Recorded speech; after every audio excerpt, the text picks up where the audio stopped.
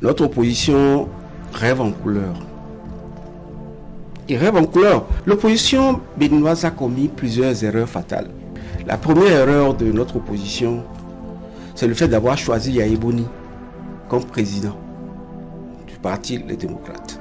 En quoi c'est une erreur? On ne peut pas prendre quelqu'un qui a dirigé le pays, notre pays le Bénin, et qui a transformé notre pays en une usine à production de scandales financiers. Et vous voulez prendre celui-là comme guide. C'est pas possible. Notre opposition a un déficit de stratégie. Un déficit de stratégie au nombre desquels le fait d'avoir choisi Yahya Boni et le fait de se laisser avoir par les difficultés circonstancielles, momentanées de gestion du pouvoir. C'est ce que j'ai expliqué tout à l'heure. Surfer sur les difficultés, surfer sur l'intoxication. Nous avons vécu au moment où le président Talon travaille comme un malade mental, mais certains ont trouvé les moyens d'intoxiquer la population. Et face aux difficultés liées à un début de souffrance, parce qu'il faut absolument que le Bénin passe par là pour s'en sortir, mais eux intoxiqués. Et le peuple a suivi, mais aujourd'hui le peuple comprend. Le peuple est en train de comprendre. Parce que, quelle que soit la durée de la nuit, le soleil finit par se lever et le soleil finit par luire. Et le soleil est en train de luire en ce moment. Et c'est ça qui crée des difficultés sérieuses à la gouvernance de Yahya Boni. Et à mon avis, j'ai bien envie de leur citer une autre erreur très grave qui leur sera fatale. Mais je n'ai pas envie de dire parce que ça va les aider à se réorganiser. Alors ce que vous évoquez, nous sommes en matière politique. On dit souvent que tous les moyens sont bons pour atteindre le résultat. Les erreurs que vous évoquez, est-ce que ce ne sont pas les moyens qu'ils ont trouvé à le porter pour faire face à votre gouvernance? Tout à fait. C'est leur moyen, sauf que ce n'est plus efficace. Ils n'ont pas calculé, ils n'ont pas su anticiper sur le fait que les êtres humains ne sont pas comme des poussins qu'on met dans une cage et qui restent là de façon statique jusqu'au jour où vous les retirez de la cage. Ça bouge. Ça bouge et c'est le fait que ça bouge qui crée des problèmes sérieux et aujourd'hui à l'opposition de Yahya Boni, à l'opposition à Patrice Talon. Et je disais tout à l'heure que l'erreur des démocrates, c'est Yahya Boni. Vous savez, le jeune qui a 18 ans aujourd'hui applaudit Yahya Boni parce qu'il se sent en difficulté. Parce que au moment où Yahya Boni gouvernait ce pays, ce jeune était bébé ou n'était même pas né. Alors on lui dit, ben c'est dur, mais Yahya Boni, le fait de voir Yahya Boni en train d'être applaudi par les femmes avec les chapeaux comme ça, tu te dis, ah donc Yahya Boni c'était beau. Donc il ne comprend pas que la gouvernance du président Yahya Boni était véritablement un danger pour le peuple béninois. Alors aujourd'hui, monsieur le ministre, ça fait la deuxième fois que vous le dites. Vous avez dit que on a fait le lien des scandales financiers sous Boni Yayi. Vous reprochez, vous voyez beaucoup d'erreurs qui ont été commises et beaucoup de choses qui ont été faites pour qui n'ont pas favorisé le développement. Mais on n'a pas eu que des scandales financiers sous Boni Yayi. Il y a eu, disons, ces appels de fonds. On avait fait entrer beaucoup d'argent. Il y avait des microcrédits. Il y avait quand même de bonnes choses que nous avions notées à l'époque. Monsieur le journaliste, lorsqu'on vous dit comment Yahya Boni était au pouvoir, les réseaux sociaux n'existaient pas. WhatsApp, Facebook, etc., TikTok, ça n'existait pas. Le peuple était sous-informé. Quand on dit au peuple béninois que la communication de Yahya Boni coûtait 2 milliards par an. Il est choqué. Lorsqu'on dit donc à un jeune, au moment où il n'y a pas d'école, au moment où il n'y a pas d'eau dans les collines, au moment où on n'a pas d'hôpitaux, et que le pauvre meurt, et que les hommes riches de la gouvernance laissent se faire soigner en Europe, que la communication du gouvernement coûtait 2 milliards. Ne me demandez pas les preuves. Vous savez très bien que je suis un homme à preuve. Sur ce coup-là, je pense, sachant que vous pouvez peut-être me poser la question, il s'agit de la communication numéro 544/10 du 21 avril 2010. Déjà une petite preuve. 2 milliards pour la communication de Yaya Boni. Lorsqu'on dit aux jeunes que l'organisation d'un match de football a coûté 2 milliards, c'était le match contre l'Angola. On a décaissé 2 milliards pour organiser le match contre l'Angola. Le Bénin a encore perdu 3-0. Mais c'est incroyable. Lorsqu'on dit aux citoyens, aux jeunes, qui pensent que Yaya Boni est bon, lorsqu'on lui dit qu'un citoyen a pris 14 milliards de la Sodapra, et au lieu de l'arrêter, Yaya Boni a choisi de décaisser encore 4 milliards pour s'acheter un avion fantôme qu'on n'a jamais vu jusqu'à aujourd'hui. Ça, 18 milliards. Quand on dit ça, le jeune ne comprend pas. Lorsqu'on dit aux jeunes que Yaya Boni a acheté des gants à 90 000 et des imperméables à 400 000, le jeune ne comprend pas. Lorsqu'on dit aux jeunes que Yaya Boni prenne l'avion, l'hélicoptère, pour aller à Kalalé, pour aller offrir des compteurs SBE aux populations pour dire que je suis bon pour faire le beau,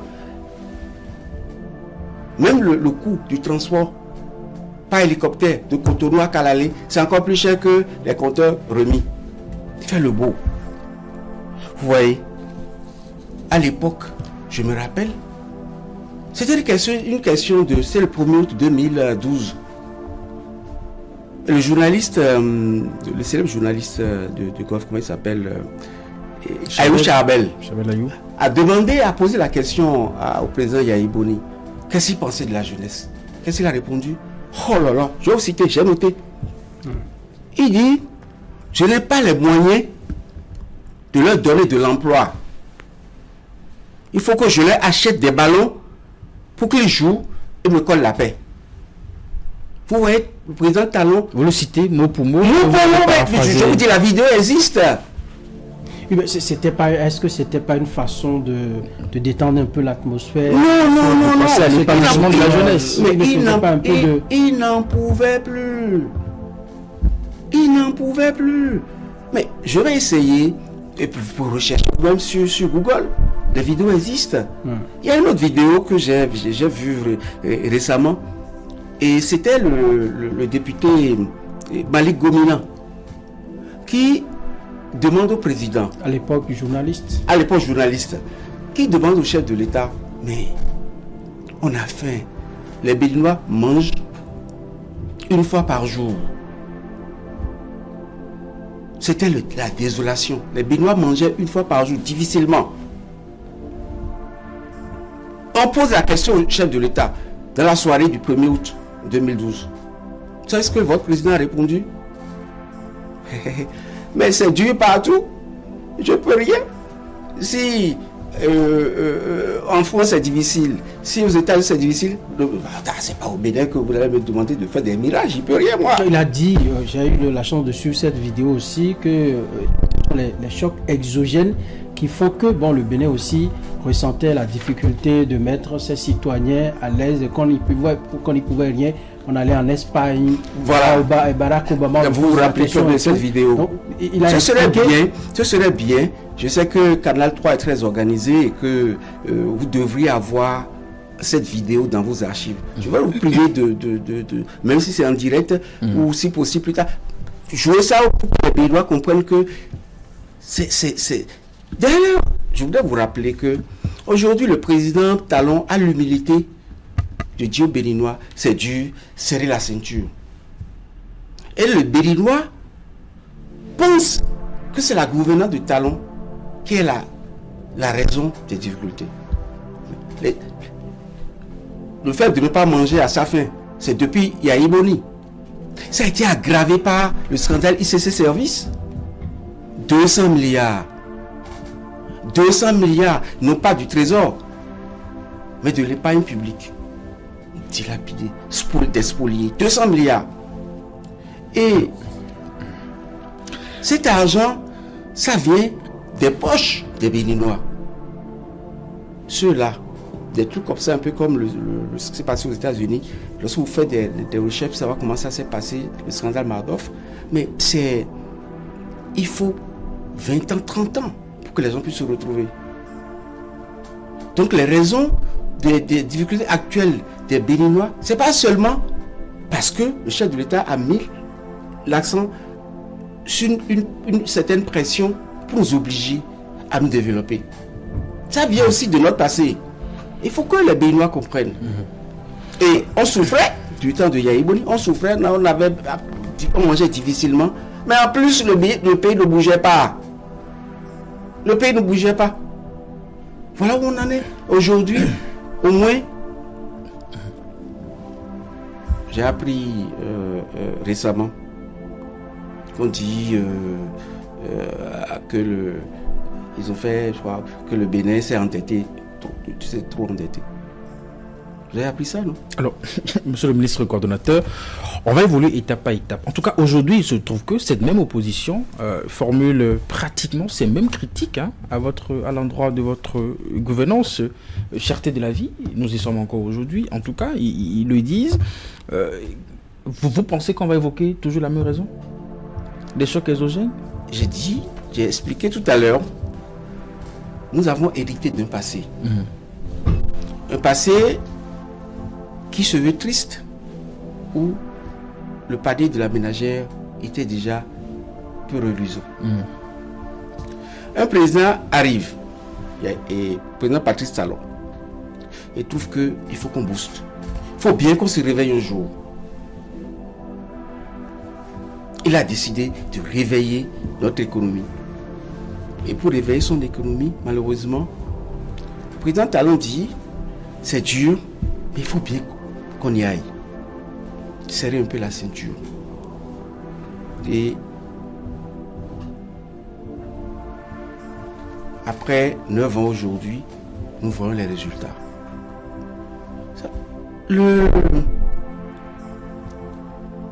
Comme dit le chef de l'État, est-ce que quelqu'un manque de salaire?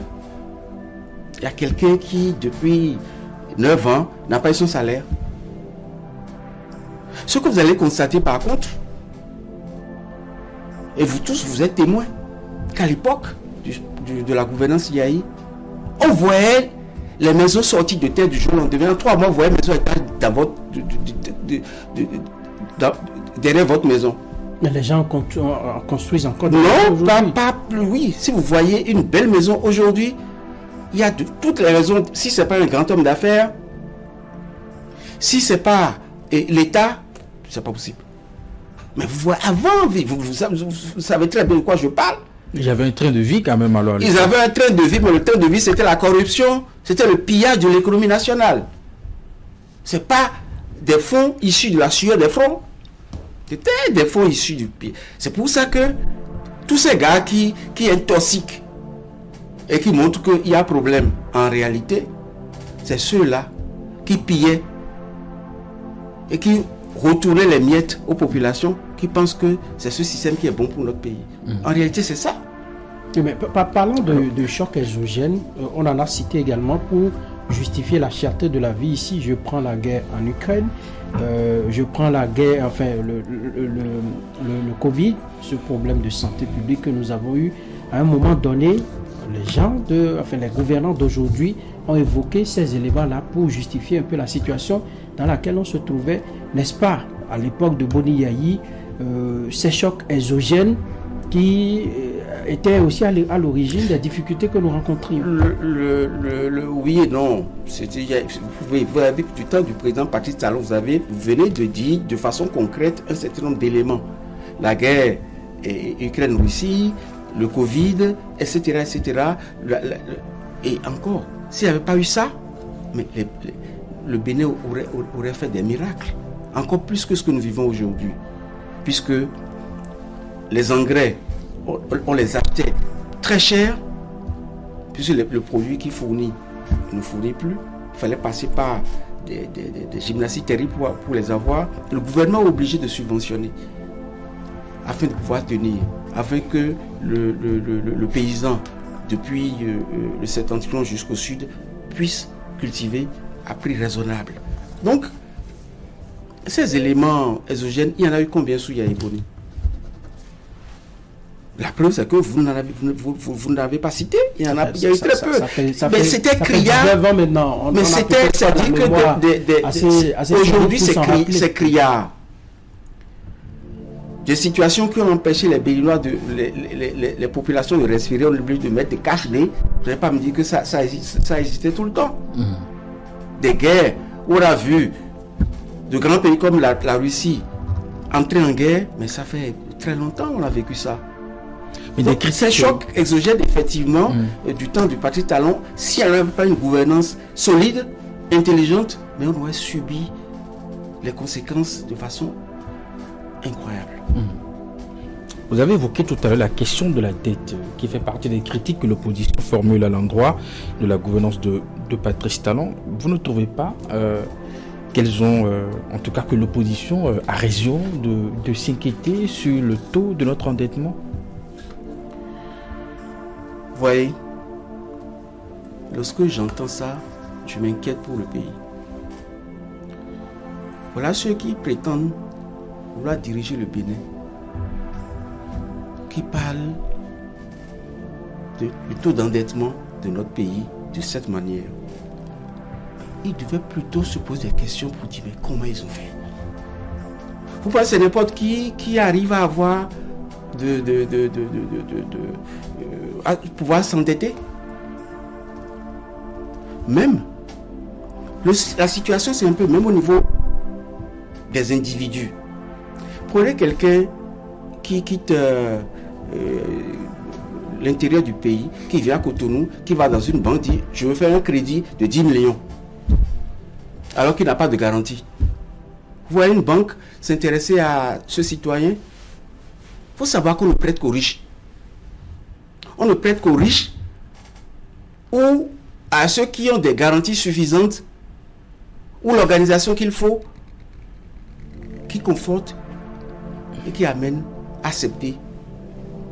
Et rien que le fait que le Bénin aujourd'hui arrive à jouer de la cour des grands, le Bénin peut prendre autant d'argent qu'il veut. Alors si c'est sur la base de ce principe... Et je vais compléter en vous disant, même les pays développés s'endettent. Prenez le cas des États-Unis. Ils sont à 37 000 milliards de dette publique pour un PIB qui avoisine les 123%, pour un ratio qui avoisine les 123%.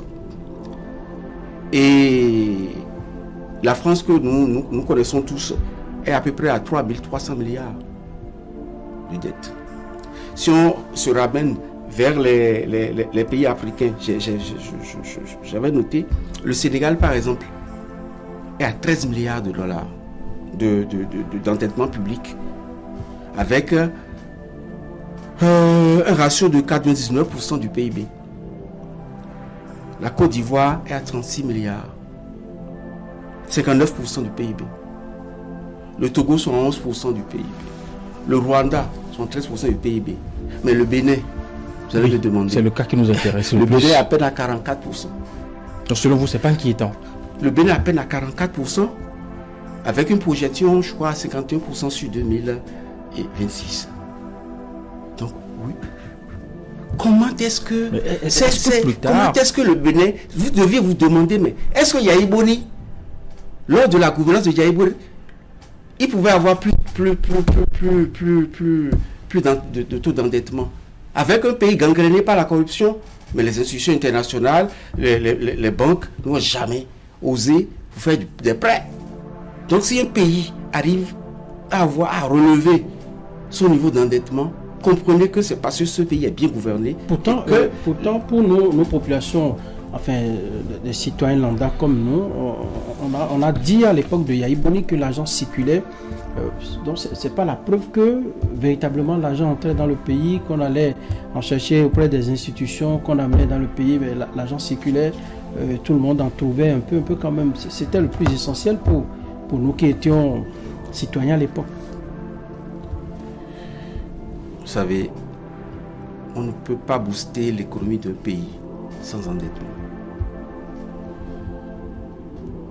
Le plus important à rechercher, c'est comment rembourser.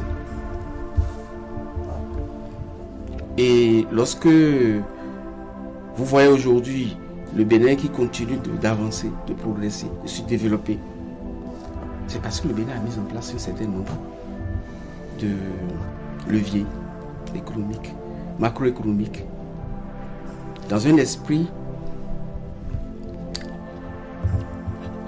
en liant ce principe sur le développement. C'est ça qui permet aujourd'hui au Bénin d'évoluer. Mais avant, lorsque vous évoquez ça, est-ce que vous pouvez nous citer aujourd'hui des leviers macroéconomiques mis en place dans une vision du futur par la gouvernance Yahi? Il n'y en a pas. C'était on joue au quotidien. À la date d'aujourd'hui, lorsque vous vous référez à la vision du Bénin, déjà, Bénin Vision 2060, vous savez exactement, à un an près, ce que doit être le Bénin, ce que doit être le Nati-Tengou, ce que doit être Porto-Novo, Cotonou, dans 6 ans, dans 10 ans, dans 20 ans, dans 30 ans. Voilà où est-ce que nous en sommes avec la gouvernance Patrice Talon. Et Bénin à la FIA 2025, on n'en avait rien fait. Qu'est-ce qu'il y a? Bon, on a fait ce qu'on a pu. Mais vous voyez les résultats. Mais est-ce que vous n'êtes pas un peu trop dur en appréciant la gouvernance de Boni Yahi? Il y a eu quand même, tout n'était pas mauvais. Vous ne citez que corruption, vous ne citez que gabégie, vous ne citez que les problèmes qu'il y a eu. Donc pour vous, on n'avait eu rien du tout sous Boni Yahi. Mais qu'est-ce qu'on a eu? Le monsieur même me pose la question sur comment il voit l'avenir. Il dit que tu ne peux pas d'aller acheter des ballons aux jeunes, lui coller la paix. Donc, il s'est dit, il était dépassé, le pauvre. Il a donné tout ce qu'il pouvait, dans les ventes, il a donné. Qu'est-ce que vous avez pensé que c'est? Il n'y a pas qu'emploi. Jouer au ballon, ça peut.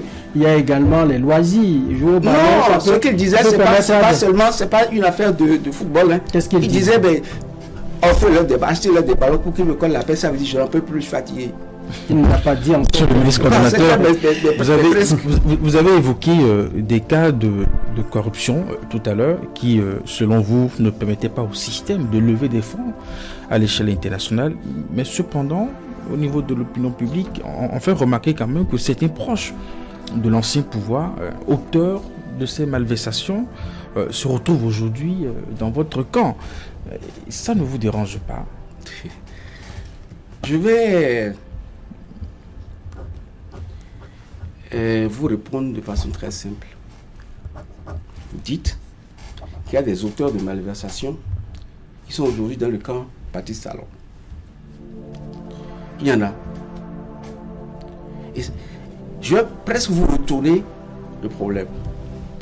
Sous Yahi Boni, ils étaient des pilleurs de l'économie nationale, des spécialistes qui ont soulagé les caisses de l'État de milliards.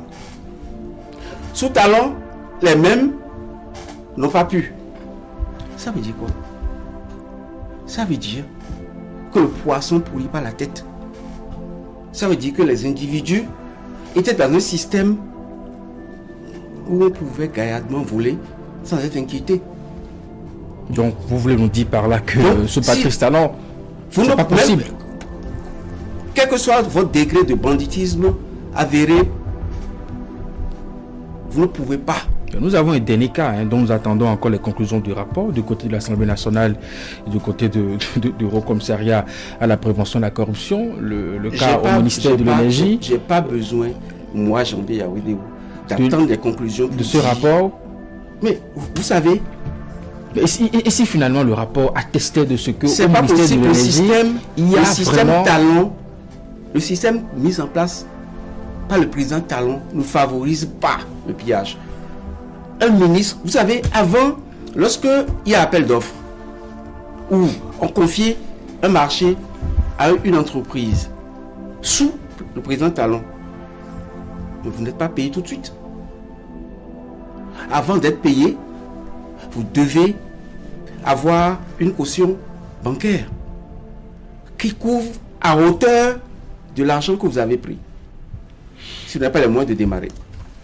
Et vous devez atteindre un certain niveau, un pourcentage vérifié par un certain nombre avant d'être payé. Et même après avoir rendu le service, on vous bloque 10% de votre facture. Alors, par quelle alchimie un ministre de talent puisse voler des dizaines de milliards? Enfin, qu'est-ce qu'ils avaient dit? Pomper ou je ne sais pas trop. Siphonner. Des dizaines de milliards. Vous voyez, c'est parce que l'opposition n'a pas d'éléments en réalité contre le système talent. Et dès qu'il y a eu cet incident que je qualifie de mineur, parce que c'est un conflit. Monsieur le ministre coordonnateur, homme politique. Monsieur le ministre coordonnateur, ce n'est pas de la bouche d'un opposant que nous avons entendu ça. C'est bien de la bouche d'un ministre au gouvernement, aujourd'hui ancien ministre, que nous avons entendu ça. Et mieux, selon les informations, celui-là est un auditeur, c'est un expert comptable, il a les moyens de vérifier ce qu'il s'est passé avant, lui, son installation. Moi, je vous dis, jusqu'à preuve du contraire, je vous regarde droit dans les yeux pour dire que le système Patrice Talon ne permet pas à un ministre de piller. En tout cas, nous attendons les résultats de ce rapport qui peut vous contredire. Impossible. Impossible. Parce que, moi, vous savez, moi, j'ai passé sur les 10 ans de Yahi Boni, j'ai passé 8 ans à être son opposant. Je suis un fouineur. Il n'y a pas ce scandale quand je ne suis pas l'auteur de la dénonciation. Je maîtrise au moins et j'ai les preuves. Si à l'époque j'étais ami au président Yahi Boni, le pourquoi de ma séparation avec Yahi Boni, c'est à cause de l'affaire dénoncée par Issa Salifou, député à l'époque, qui dénonçait le fait que l'argent qu'on prenait sur les véhicules d'occasion n'était pas budgétisé. Et moi, de la mouvance à l'époque, dans les années 2008, j'ai été choqué d'apprendre ça. C'est ça qui m'a amené à commencer par fouiller. Et quand j'ai fouillé, j'ai trouvé que c'était vrai. J'ai commencé par fouiller. C'est ça qui m'a opposé. J'étais de la mouvance de Yahi Boni au départ, les premières heures, mais je l'ai quitté à cause de ça. Donc, si... Peut-être qu'il ne le savait pas lui-même en tant que président. Vous savez, lorsque j'ai été le voir à domicile, j'ai dit, président, ça ne va pas.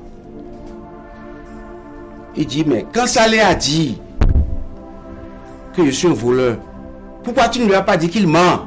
J'ai dit, monsieur le président, je ne peux pas dire qu'il ment. Je ne suis pas à l'exécutif, pas savoir s'il ment ou pas. Il dit, voilà, les amis que j'ai, ils ont un pied dedans, ils ont un pied dehors. J'ai dit, monsieur le président, j'ai les deux pieds dedans. Mais le jour où je vais constater que ce que Saleh a dit, c'est la vérité, je vous quitte, monsieur le président. Et lorsque j'ai commencé par fouiller, j'ai vu que c'était grave ce qui se passait, je l'ai quitté. Donc, si la gouvernance du président Talon souffrait... Vous avez su de faire pareil sous Patrice Talon? Mais de fouiller et dès que vous constatez que... Quelqu'un m'a attaché. Et vous fouillez aujourd'hui? Je ne peux pas fouiller parce que je sais, je vois. Je vois que ça dit...